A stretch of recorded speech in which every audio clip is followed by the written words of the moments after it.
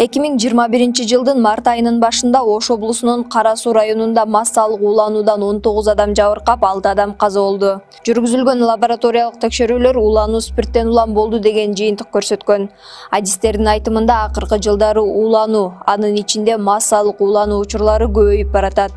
Статистикалык маалыматтар боюнча 2020 жылдын 1-кварталында 80 адам уулануудан жабыркаса, быйылкы жылдын 1-кварталында 89 адам ооруканага кайрылган. Ал эми былтыр бир жылдын ичинде жалпы 90 учур катталып, 267 адам ууланууга дуушар болгон. Биз тамак аш, спирт жана башка уулануунун түрлөрү, анын негизги себептери, симптомдорунун айырмачылыктары, кантип биринчи жардам көрсөтсө болот жана кантип уулануунун алдын алууга болот деген суроолор менен оорулардын алдын алуу жана көзөмөлдөө департаментине кайрылдык. Биздин суроолорго жугуштуу эмес оорулардын алдын алуу бөлүмүнүн башчысы Бөбүжан Арыкбаева жооп берди.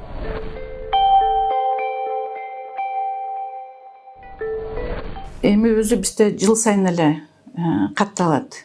Көбүнчө ушул жанагы күн суугандан баштап элдер жана консерваларын тиги жертөлө деп коебуз го, алып ошол жактан алып чыгып баштаганда эле башталат. Баягы бирден, экиден боло берет да. Анан быйыл аябай ушул массовый деп коебуз, ушу 5 кишинин ашыктан бизде массовый деп эсептелет. Ошондой учурлар көбүрөөк катталып атат да. Анан өзү быйылкы жылы ушу биринчи кварталыбыз бүттү да, ошо биринчи кварталда өзү 34 учур катталып кетти, 80 жабыркаган адам мененчи. Анын ичиси жана сиз айткандай 5 эле жанагындай массовый болуп кетти да. Ошо 5 кишиден ашык уулануу менен жабыркаган адамдар. Анын сиз жана сөз болуп атат, азыр интернетте деле көп чыгып жүрөт.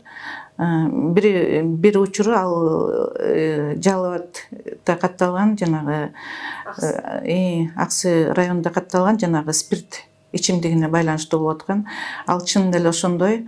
Ал жакта ошол спирт ичимдигинен анан арак, жана бизде дүкөндөн алган арак деп ичилген да, ошол эмеде бир кече болгон экен.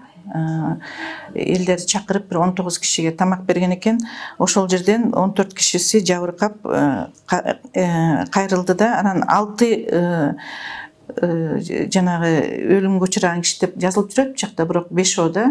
Ошол эле учурда дагы бир киши ошол жабыркагандар менен кошо дагы бир киши түшкөн экен, дагы өлүмгө учураган. Ошон үчүн азырынча ошо интернетте 6 киши деп айтылып атат да. Биз лабораториялык изилдөөдөн өткөздүк. Чын эле аябай. Эми ал лабораторияда биз чынын айтсак милицияда дагы жана заведено уголовное деп коебуз, ошо уголовный иш ачылган. Алар ошол өздөрүнүн дагы эмеси менен тиги судмед экспертиза деп коебуз, ал жака да жөнөткөн экен. Ал жактын пока биз эмесин көрө элекпиз, жыйынтыгын ала элекпиз да. Аларга биз суранганбыз, жыйынтыгын алар менен бизге да билдирип койгонго. Азырынча бирок 1 ай мөөнөттө чыгарып берилет деген айтылды деген. 1 ай мөөнөтү келе элек. Ошон үчүн биздин эле азыркы биздин изилдеген лабораторияда изилдеген жыйынтыгыбыз бар. Аябай ичинде жанагы эмеге төп келбеген, шайкеш келбеген биз жанагы технический регламенттерибиз бар да, ошого туура келбеген ичинде показатель деп коебуз, көрсөткүчтөр. Ошолор бар. Эми спиртте деген ар кандай, жана алкогольный интоксикация деп коет. Баягы көп ичкенден да ууланат да, демчи. А бул азыр биз сиз менен айтып аткан жана акыркы учур, ал көп ичкенден эмес. Ал жанагы биз суррогатами алкоголь деп коебуз да, анан кыргызчасы кандай болот билбейм. Ал ошого жатат го деп ойлойм. Азырынча алкогольный отравление деп эле диагноз коюшуп атат. Бирок эмесине караганда жанагы айырмасы эмнеде? Алкогольный интоксикация бул жана этиловый спирттен жазылат да. Арактар жана спирт ичимдиктердин баары эле. Ал ошон үчүн этиловый спиртти көп ичкенден болушу мүмкүн. Аякта жана сливочный масло андай болуп коет, ичинде болушу мүмкүн. Айрыкча биздин оюбузча бул спирт ичимдигинин аптекадан алышкан экен да. Ошол Аксы районунда, ошол Кара Суу айыл өкмөтүнүн тереңинде болуп атпайбы? Ошол жерде дүкөндөрдөн сатылбасын деген өздөрүнүн чечими бар экен. Айыл өкмөтүнүн чечими го, сатылчу эмес экен. Ошон үчүн баягы ичкен жарандар аптекадан сатып алышат экен. Анан эми аптекадан деген өзү чынында этиловый спирт сатылыш керек да. Анан биз билбей жатабыз, ал жанагы антисептиктерде чыгып атпайбы спирттин основасы менен. Ошол антисептикпи дейт десек, жок, спирт деп эле алышкан экен, спирт деп жана өзүнүн аптеканын ээси деле айтып атат да. Бирок анын айтымында интернеттен мен өзүм көргөн жокмун. Биздин сотрудниктер көп айтып атат, ал тиги жанагы ал жерден жана колду обработкага да спирт сатылышы мүмкүн да. Бирок чынында ал жакта деле этилый спирт сатылыш керек да. Бирок ошо технический спирт. Жана биз айтып аткан суррогатом алкоголь, ал этилый спирт эмес, жана метилый спирт деп коет. Ал жана технический спирт деп коет да. Ал ичкенге жарабай турган спирт.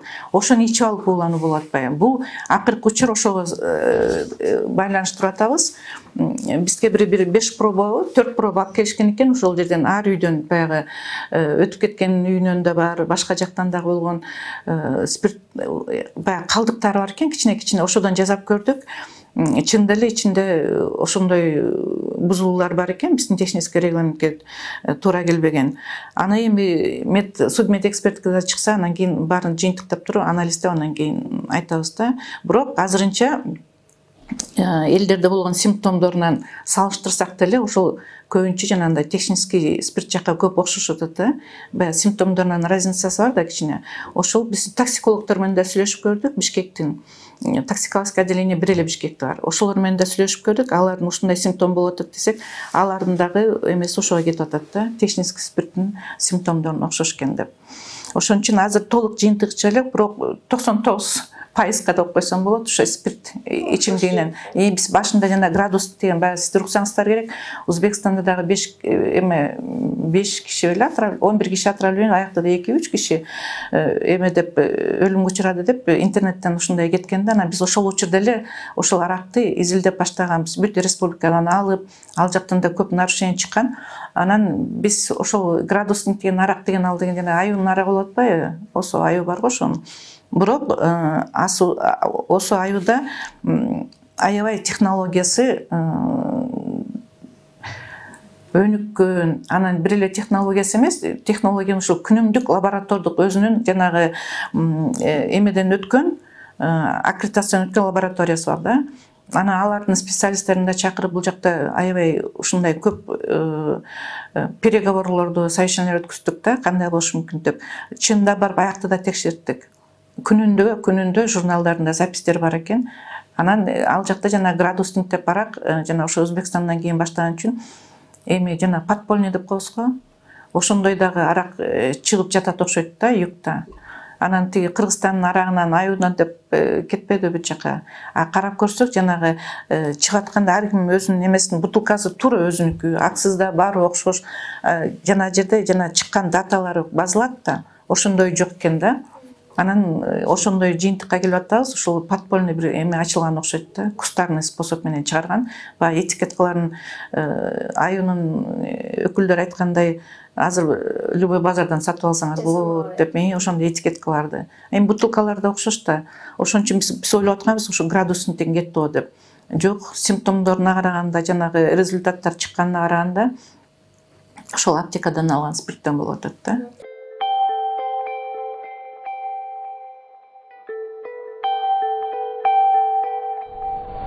Тамактын уланган ичинен да айырмасы бар.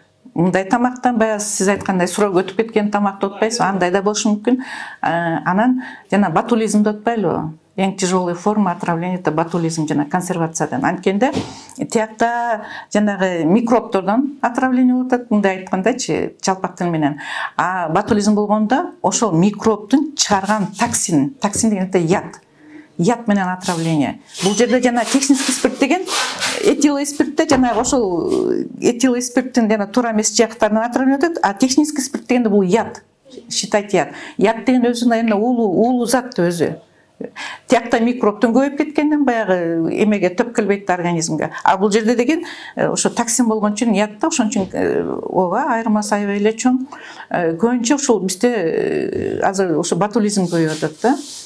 Анан жана сиз айтып аткан юктагы да, ошол кара суудан дагы өзгөндөн дагы ошол жанагындай массовый случай болду. Ошол ботулизм менен болду, экөө тең.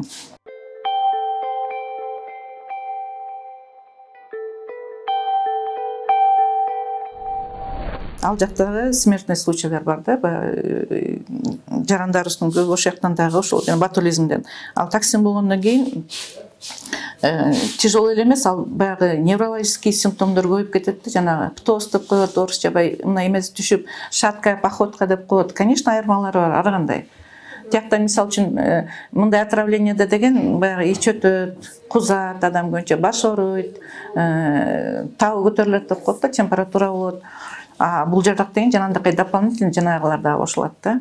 Неврологический симптомдор. Мо беттин булчуңдары уже эме алат да, баягы ана могу адамдын көзүнүн үстүндөгү птоз деп коет, көзү жабылып калат, көзүн ача албай калат кишичи. Ошолор тиги симптомдорго булар дагы кошулат да, ошондой.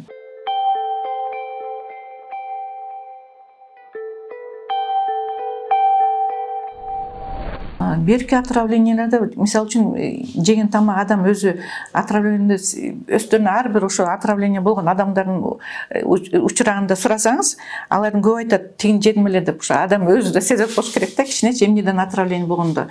Анан жанагы ботулизм деген жана консервациядан отравление болгондо эчтеке жардам бере албайт. Биринчи жардамды көрсөтөбүз, баягы сода менен промовать этесиз. Илгери деген жана марганцовка менен жуучу, азыр көбүнчө марганцовкадан рекомендацияны бербей атабыз. Анткени анын тиги тазалаган менен башка дагы зыяндуу жагы бар да, кичине. Ошон үчүн азыр жана сода менен 5% гидрокарбонат натрия деп коет. Бизче айтканда сода. Ошо соданын раствору менен жуабыз.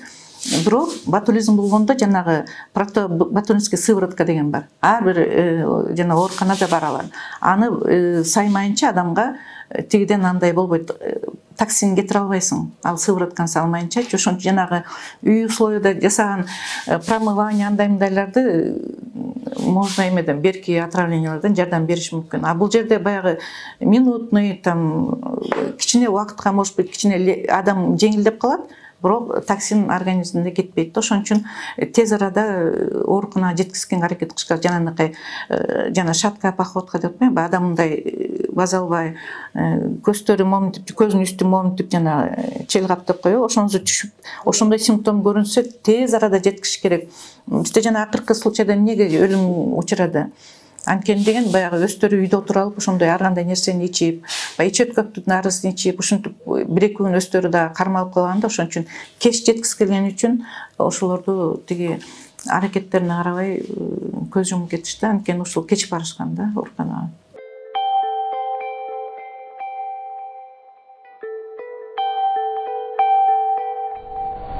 Сезонный дегенибиз ошол жайында биздин өзүбүздүн деле климатыбыз ысык да. Ысык, анан микробторго ушундай жакшы условия түзүлөт да, көбөйгөнүнөчү. Ошон үчүн жанагы бизде андай массовый случайлар жайында көбүнчө эмнеден кайсы учурда кезигет? Көбүнчө жана той аштан кийин. Баягы той ашта бизде эми кандай десем, традицияда айткан болбойт. Баягы мешокторго салып алып үйгө алып кетип атпайлыбы? Ысыгы менен тамак тартылат көбүнчө. Ысыгы менен мешочке салышат, оозун буушат.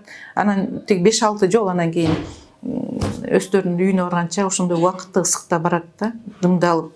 Анан ошол убакта аябай жакшы условия түзүлөт да. Көбүнчө баягы уксаңыздар керек, Бишкекте деле болду го, тиги ошол свадьбадан кийин аябай көп киши, беле эсимде жок, 200дөн ашык киши. Ошондо эмнеден болду? Бир продуктысында сальмонеллез деп коет, ал беркиндей отравление тяжелый да. Ошол сальмонелла болуп бир эле тоокто кичинекей баягы мындай эмени. Аны болсо жана мешочка салганда бүт түшөт да.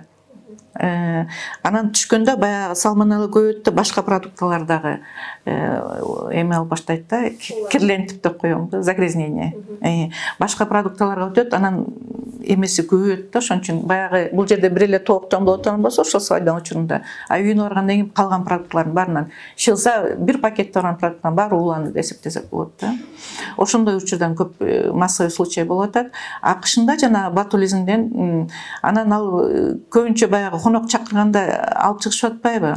Ошол конок чакырганда анан ошол кишинин саны көбөйгөн ошол да, бир семья эмес, бул жерде деген ошол баягы бирөөндө Кудай тамак берген экен, бирөөндө баягы үйүн ремонт жасап, баягы строительдер үйүндө ошолор баары кошулуп кошуналар менен жешкен экен, ошол учурдан болду. Анан көбүнчө ошо ботулизм биз канча стараемся силер жанагы массовый информациялардан, статьялардан жазып, бирок канча жыл болду ошол тыя албадык да, ошону үчүн анан ойлоп атам азыр ошол консервациядан кете албагандан кийин баягы көп үйлөрдө эми ойлойм чынында эле кышында эчтеке жок да, баягы картошка союздан башка жей турган деле көп нерсе болбойт.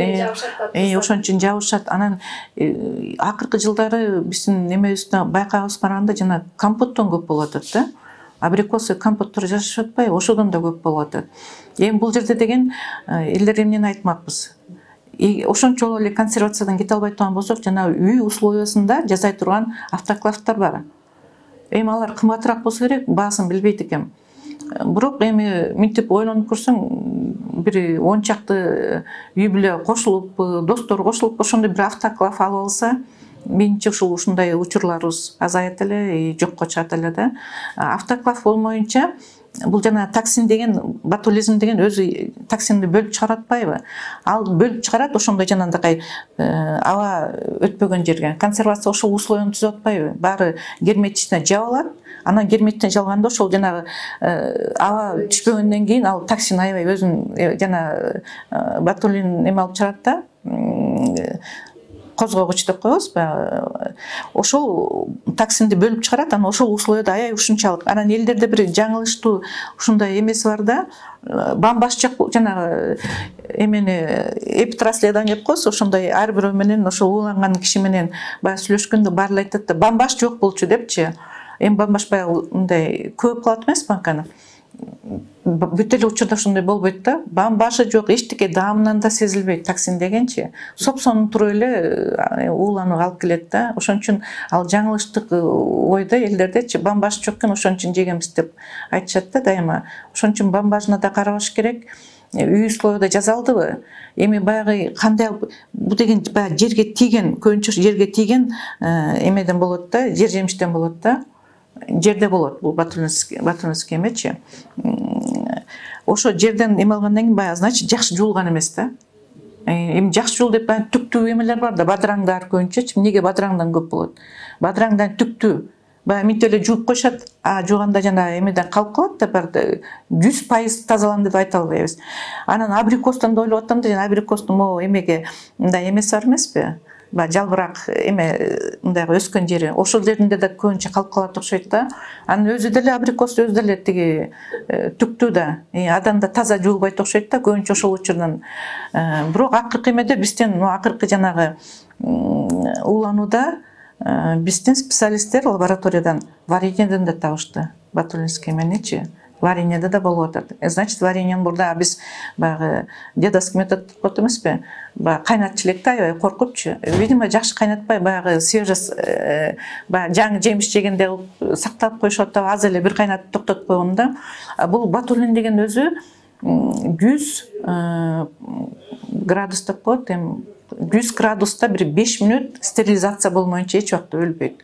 Если ошол жерден ошол түштү, болду, аны канча кайнатасың үйдүн условиясында ал өлбөйт. Ошон үчүн айтып кетишкен таза жуулганга болбогон жанагындай бадыраң, шабдалы да ошондой болушу мүмкүн. Абрикос, өрүк деп коебуз, эми өрүктөн башкачараак го абрикосубуз, ошолорду ушундай эмеде дайындаган учурда жанагындай стерилизациясы жок болбойт да. Ошон үчүн элдерге кайрылып кетет элем, ушул ботулизм баягы ооруп жатканда өз көзү менен көргөн киши экинчи жебейт. Мисалы үчүн биз жасабайбыз, коркобуз көпчү, анткени күнүгө угуп атабыз да ошол уулануудан. Анын көп кишиге, элдерге жеткен эмес да, баягы ууланып атат десе, жок, биздики канча жылдан бери, 30 жылдан бери жасап жүрөбүз, эчтеке болгон жок. Ал жана бамбаш болгондо жеп алган окшойт да деп ушундай сөз болот экен да. Антпей эле ошол бамбаштагы эчтеке болбойт, сопсон туруп эле ошондой эме болот да. Көбүнчө айтабыз, эми баягы жердин астында жакшылап кайнатып алгыла деп. Кайнатып алганда даамы деле кетип калат да. Ошон үчүн бир гана жолу ошол жана стерилизация автоклавдарды алыш керек да. Ошондой домашний условияда жасай турган автоклавдар бар. Бир 10 банкага, 8 банкага, 7 банкага эсептелинген. Анан консервациядан кете албай турган болсок, ошондой автоклавдарга өтүшүбүз керек. Бир кичинекей эле бытовой холодильник деп коебуз, морозильник. Ошого деле сактап алатса болот атпайбы азыр? Малинаны сакташып атат, клубниканы сактап атат, көп нерсени сактаса болот. Ошондой ыкма менен же ошондой кылып сакташ керек. Ошондой кичинекей балдар бар, таттууну жакшы көрөт кышында. Ошондой муздатуу менен деле жолу бар, башка консервациядан деле башка жолдор бар дейм да, сактаганга, кышкыга, жер жемиштерди. Же ошондой жолго өтүшүбүз керек.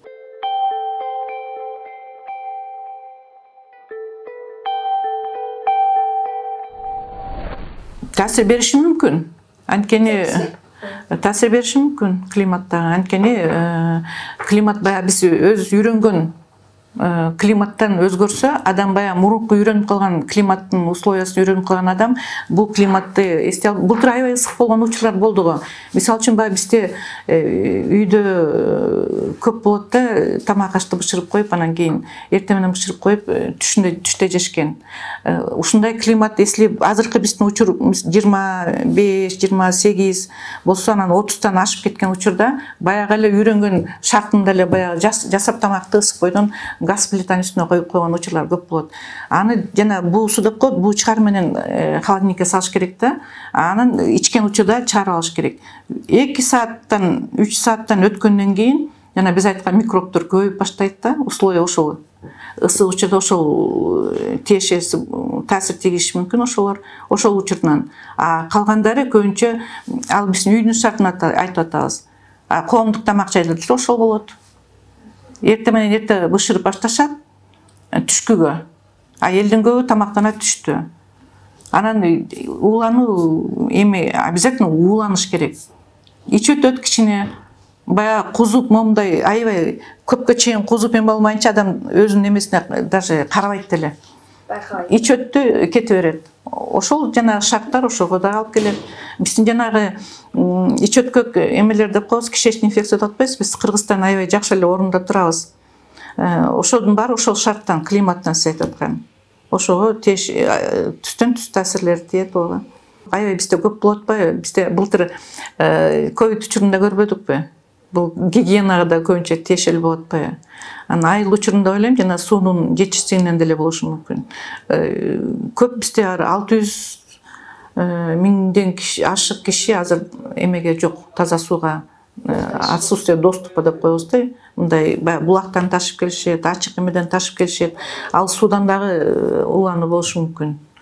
Ал турат, сууга эч ким ойлобойт да суудан болду деп. Мисалы үчүн бизде азыр даже жанагы светтерди өчүргөндө запастап суу алып коет атпайбы? Ошол суулар 3-4 күндө турат.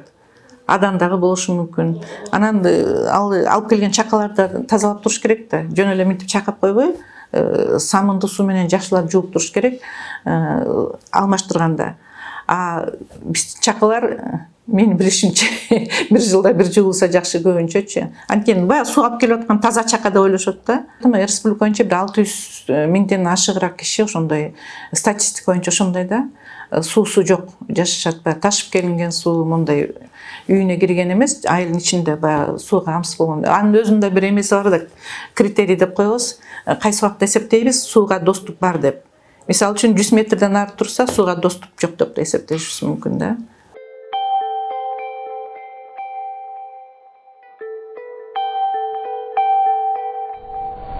Биз көбүнчө жана мектептерге барганда ошол уулануулар жөнүндө дайыма эле ошондой информация беребиз. Эми бул 100% эмени камтый албайбыз да. Бизден башка ошол Минздравдын системасында жана укрепление здоровья деген бар. Республиканский центр укрепления здоровья деп коебуз. Ошондой бир организациябыз бар. Ошолор непосредственно ошолор иштейт да, ушул боюнчачы. Алар деле статья чыгарып атат, буклеттер чыгарып атканын көрүп атам. Бирок баягы 100% камтый албаса керек. Ошон үчүн азыр биз бир буйрук чыгарып атабыз. Биздин министрдин буйругун чыгарып атабыз. Ошол буйрук чыккандан кийин ошол жана ар бир мекеме биздин системага караган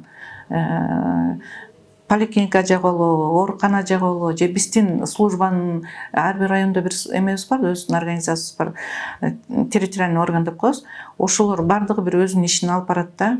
Анан алып барганда деле, мисалы үчүн мындай иштерди биз 2-3 жыл мурда дагы бир ушундай компания кылып алып барганбыз. Бирок аздык кылып жатат окшойт да, буну күнүгө айтыш керек. Анын үчүн силердин жардамыңар жок, биз элге жеткизе албайбыз. Жыл сайын отчет алганда, мисалы үчүн территориядан сурайбыз. Отправление боюнча эмне иш кылдың деп. Статьяларын көтөрүп келишет, эмел көтөрөт, бирок элдиге жеткиликтүү жанагы мен азыр сүйлөшүп атабыз, жанагы соцсеттер менен иштесекпи депчи. Анткени азыр жаштар көбүнчө соцсеттен баш чыкпайт, телевизордо эле карабайт, интернеттен баягы ошол соцсеттер болот да, ошол соцсет менен бир гана жолу ошол калды иштебегенчи. Может ошол жол менен дагы иштеп көрүш керек го деп атам да эл менен.